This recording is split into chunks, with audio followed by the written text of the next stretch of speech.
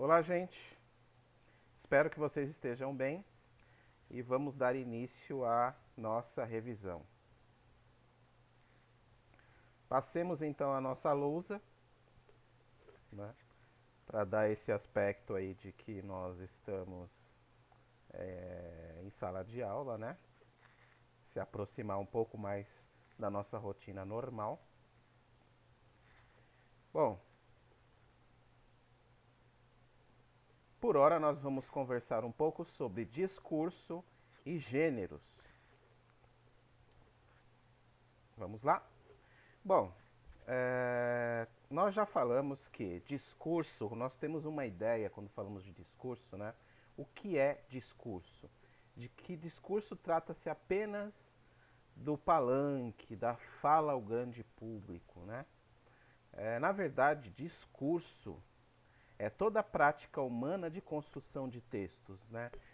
Quando a pessoa constrói uma fala direcionada a outra pessoa, ela tece um discurso, né? Seja utilizando elementos verbais, fala ou escrita, ou elementos não verbais, imagem, dança, gestos, etc. Né? E tem a linguagem aí, a língua e a linguagem nesse centro, né, de interpretação. Então, discurso é todo texto, né, com intenção de sentido de uma pessoa para outra, né? Inclusive a fala do palanque ali, ilustrada, também é um tipo de discurso. Então, desde um invólucro de uma bala até até o mais alto texto de discurso presidencial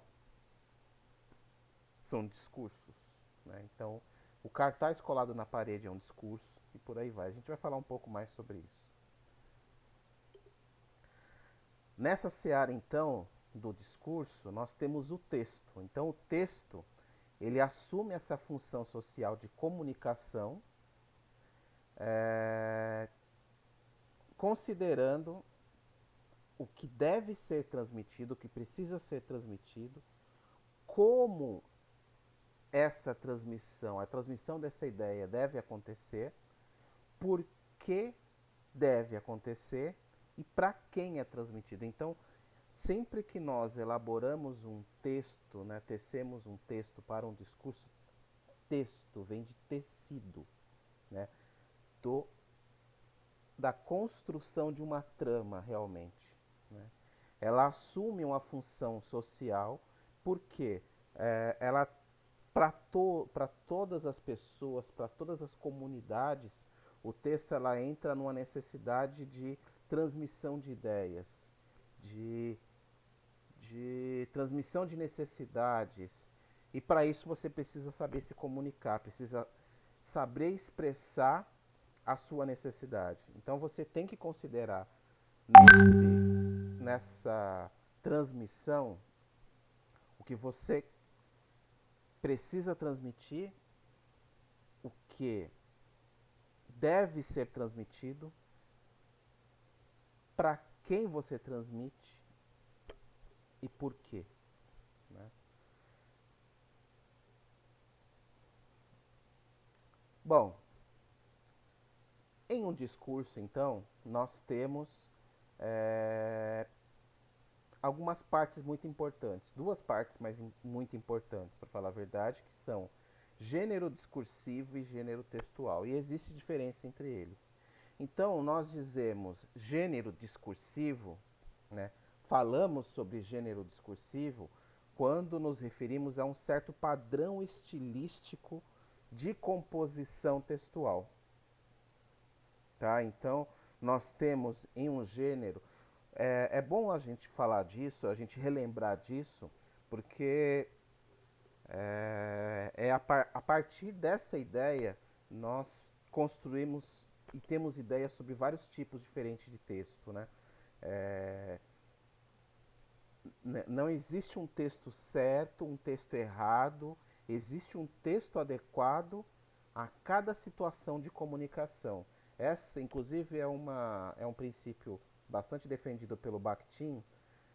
Ah, existe enquadramento desses textos, né? Existe o local adequado a cada situação de fala, né? Então, se você está no escritório, você tem uma situação de fala. Se você está na escola, você tem uma situação de fala. Então, existem gêneros discursivos que exibem padrões estilísticos de composição e uso desses textos. Então, nós temos gêneros do discurso em cada situação, em cada lugar em que esse texto acontece. Então, nós temos o gênero discursivo científico, que tem um certo padrão estilístico, né, um certo padrão de composição textual. Temos o gênero discursivo jornalístico, que exibe, que tem um outro padrão de composição. Temos o gênero discursivo literário, que tem um outro padrão de composição.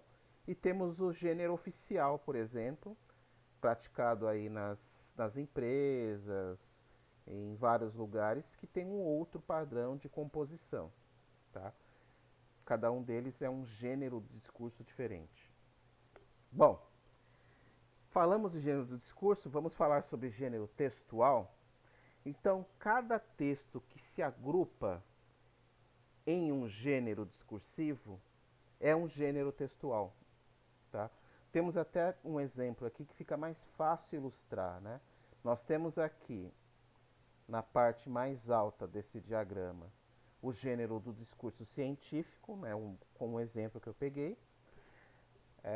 E dentro do gênero discursivo científico, né, o discurso científico, você tem vários tipos de gêneros textuais diferentes, mas que têm um padrão de composição. Então, eles são específicos, eles têm diretrizes, eles têm funções diferentes, mas eles estão, né, nesse guarda-chuva do discurso científico. Então, nós temos um artigo, gênero textual artigo, que tem um tipo de composição, né, que é diferente do gênero textual resenha, que é diferente do gênero textual monografia, né, mas todos eles, cada qual com o seu uso adequado, eles estão sobre o guarda-chuva discurso científico, que é diferente do discurso jornalístico, por aí vai, como nós já falamos, nós já abordamos.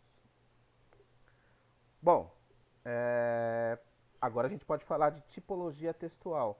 Ao passo que nós tínhamos o gênero do discurso, né, como guarda-chuva dos gêneros textuais, cada gênero textual ele vai ser orientado por uma ou mais tipologias textuais, tá? Aí no finalzinho aqui eu já estou dizendo isso e eu deixo isso frisado, ó. Né? Os tipos textuais, eles não são puros e eles podem mesclar-se na composição textual. Para quem lembra aí das aulas do cursinho, né? Alguns faz mais tempo que outros. Seus professores, a tia Gertrudes no caso, né? A tia Gertrudes falava bastante do gênero dissertativo argumentativo. Né? Então você tem aí a sua primeira mesclagem, né? De um tipo dissertativo, que ele fala das, de você evidenciar, de você mostrar ah, pontos positivos e pontos negativos de, de um fato, de um acontecimento, enfim, né, de você mostrar todos os lados, sem opinião, sem exibir ponto de vista a priori, né, e o argumentativo, em que você traz já os seus argumentos, traz os seus pontos de vista, né? Então, quando você junta esses dois, você tem o dissertativo, que é o fluxo, né? Introdução, desenvolvimento e conclusão, né? Bem clássico, escolar clássico. E aí você tem o argumentativo, que é você escrever, dissertar, de forma a expor os seus pontos de vista. Então, já adiantando, é, que não existe não, mas é muito difícil de você ter um gênero textual puro, né? Sem essas mesclas, sem exibir essas... E também nem é interessante, né? Talvez falemos um pouco mais sobre isso um pouco mais adiante. Então, cada gênero textual, ele tem um conjunto de... Ele tem características de modo de escrever que... Né, de condução de escrita que fazem ele se adequar a um tipo textual. Nós temos o tipo textual, classicamente são 6 tipos, né?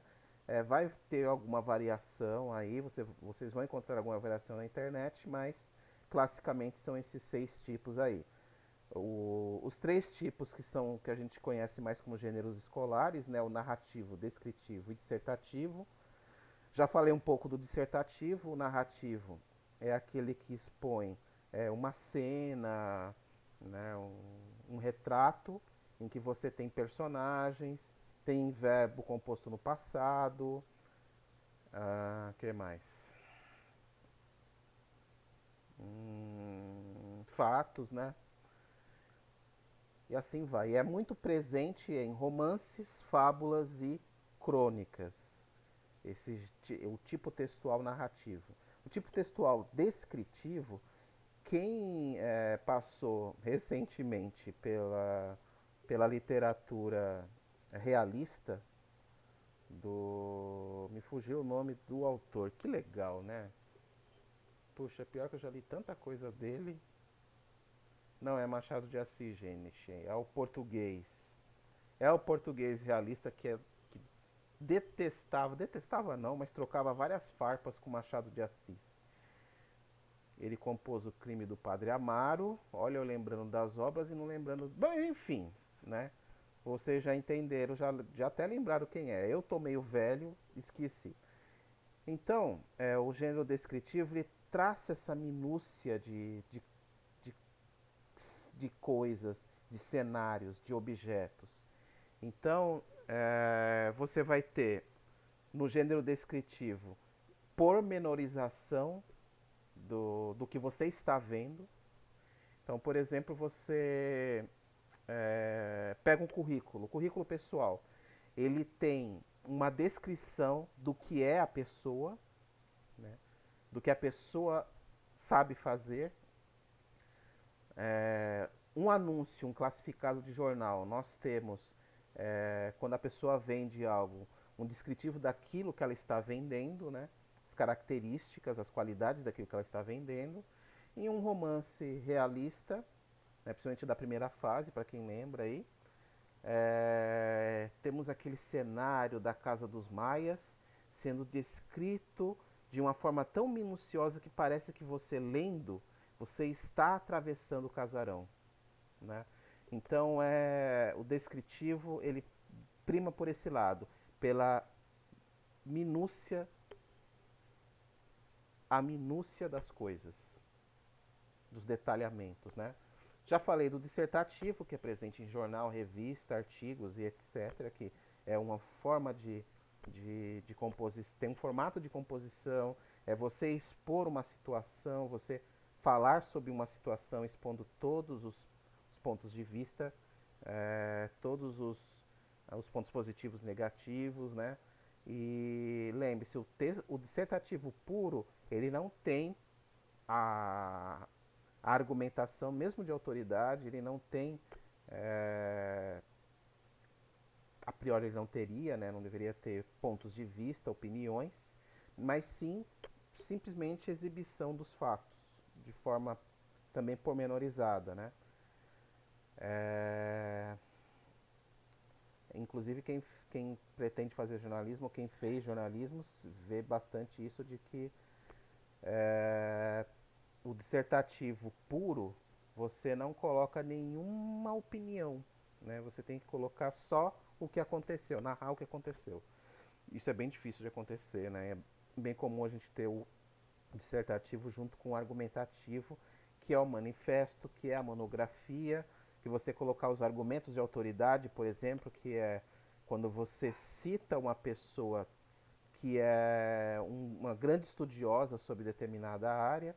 Então, se você está escrevendo um manifesto sobre uma monografia sobre eletricidade, você vai citar os grandes teóricos de eletricidade que falaram sobre o assunto que você está estudando, que você está dissertando, né? Ah, então você vai falar do Volta, né? Vai falar desse pessoal todo aí. Também temos o tipo textual explicativo ou expositivo, simplesmente que visa simplesmente explicar ou pormenorizar um assunto. Então você tem a conferência, né, que a pessoa traz o assunto e ela explica aquele assunto. Né? A apostila também faz isso, os livros técnicos fazem isso. Então o que eles querem é expor, né? É explicar. E a tipologia textual injuntiva ou instrucional, que é aquela que prima pela ordem, né? Então faça isso, siga essa etapa, coloque 3 ovos, que é o que a gente está exibindo aí, por exemplo, do manual de TV e da receita culinária. Então, aperte o botão Power, configure sua TV. Então, são sempre ações na maior parte das vezes declarativas, frases, né, declarativas e em sentido de ordem, tá? Ah,